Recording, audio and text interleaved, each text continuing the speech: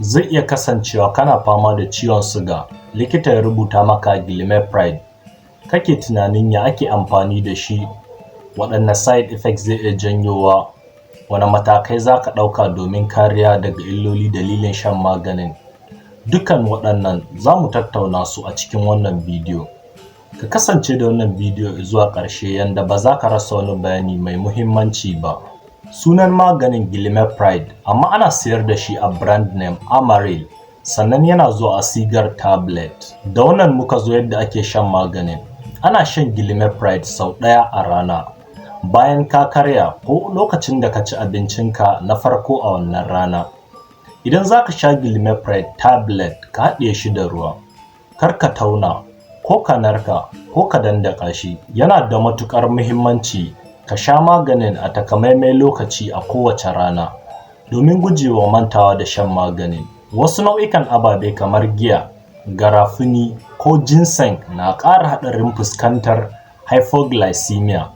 Dalilin haka, ka ƙauracewa yin amfani da waɗannan ababe lokacin shan maganin. Da wannan muka zo amfanin maganin.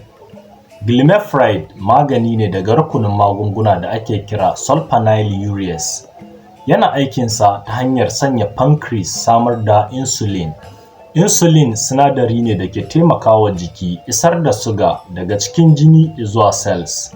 Dalilin haka akan yi amfani da GLIMEPRIDE wajen rage adadin suga a jiki fiye da kima. Ga mutanen da ke fama da ciwon suga siga ta biyu, a nan yana da matuƙar muhimmanci in sanar da kai cewa GLIMEPRIDE aikinsa shine rage adadin suga a jiki, amma baya magance ciwon suga baki ɗaya. Dalilin haka, kar ka dakata shan maganin matuƙar ba likita ne ya umarce ka ba. GLIMEPRIDE magani ne mai matuƙar muhimmanci, amma kamar kowane magani yana da side effects. Za mu lissafo waɗansu daga cikin side effects ɗin wannan magani. Fiye da mutum 10 cikin 100 da suka yi amfani da maganin sun fuskanci side effect kamar hypoglycemia. Ma'ana, wajen tasirin maganin ya sanya siga a jiki ya yi ƙasa da adadin da ya kamata. Ƙasa da mutum 1 zuwa 10 cikin 100 da suka yi amfani da maganin sun fuskanci side effect kamar jiri, ciwon kai, ciwon ciki, kasala. Ƙasa da mutum 1 cikin 100 da suka yi amfani da maganin sun fuskanci side effect kamar allergic reaction irin angioedema, anaphylaxis, Steven Johnson syndrome.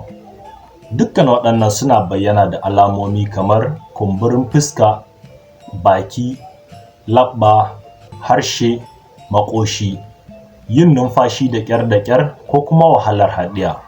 Ba iya kaɗai allergic reaction ba, side effects ɗin sun ƙunshi ƙaiƙayi, amai, gudawa, sauyawar kalar fata ko idanu zuwa ɗorowa. Da wannan muka zo matakan da ya kamata a ɗauka domin kariya daga illoli dalilin shan maganin. Idan ka sha GLIMEPRIDE ka ji ɗaya daga cikin alamomin allergic reaction, ko ka taɓa shan magunguna dangin sulfonamides kamar septrin, ka fuskanci allergic reaction, ka ƙauracewa shan maganin sannan ka je ka ga likita. Za a iya yin tuki bayan an sha GLIMEPRIDE, amma idan aka fuskanci side effect kamar jiri, yana da kyau a kiyaye.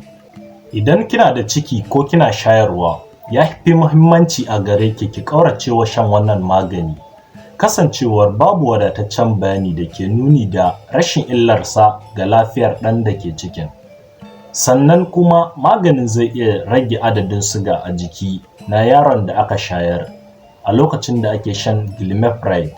Idan kana fama da wasu larurori kamar ciwon ƙoda ko ciwon hanta, ya fi muhimmanci ka ƙauracewa shan wannan magani.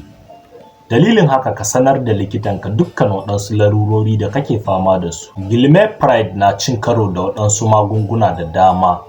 Dalilin haka, ka sanar da likitanka dukkan waɗansu magunguna da kake amfani da su.